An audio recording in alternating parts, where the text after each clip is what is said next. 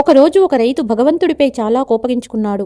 ఒకసారి వరద వస్తుంది, మరొకసారి కరువు వస్తుంది, ఎండ తీవ్రంగా ఉంటుంది, లేదా ప్రతిసారి ఏదో ఒక కారణం చేత అతని పంట కొంత నష్టపోతుంది. వీటన్నింటికీ కారణం భగవంతుడు కాబట్టి రైతు భగవంతుడిపై కోపంగా ఉన్నాడు. అలా ఒకరోజు చాలా బాధపడి, భగవంతుడా, నేను ఎలాంటి వాతావరణం కోరుకుంటానో అలాంటి వాతావరణాన్ని అందేలా 1 ఏడాది నాకు అవకాశం ఇవ్వు. అప్పుడు నేను ధాన్యాన్ని ఎలా పండిస్తానో చూడు అని అడిగాడు.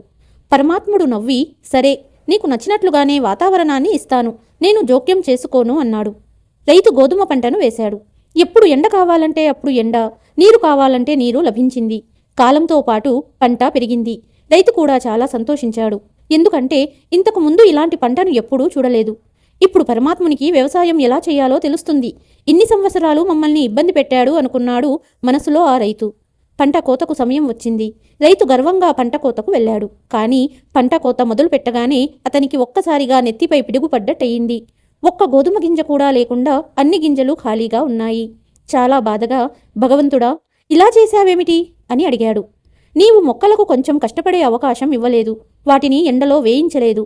తుఫానులు, మంచు కురిసేటప్పుడు పోరాడనివ్వలేదు. వాటికి ఏ విధమైన సవాలు ఎదురయ్యే అవకాశం ఇవ్వలేదు. అందుకే అన్ని మొక్కలు లోపల నుంచి బలహీనంగా ఉన్నాయి.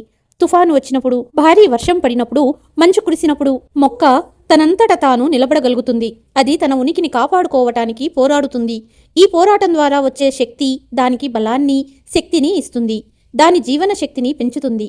అదేవిధంగా జీవితంలో కూడా పోరాటం, సవాళ్లు లేకపోతే మనిషి లోపల నుంచి బలహీనంగా మిగిలిపోతాడు. అతనిలో ఎలాంటి గుణాలు ఉండవు. ప్రతిభావంతులు కావాలంటే సవాళ్లను స్వీకరించాల్సిందే. లేకపోతే మనిషి లోపల నుంచి బలహీనంగా మిగిలిపోతాము. కథ నచ్చినట్లయితే like and subscribe. Thank you.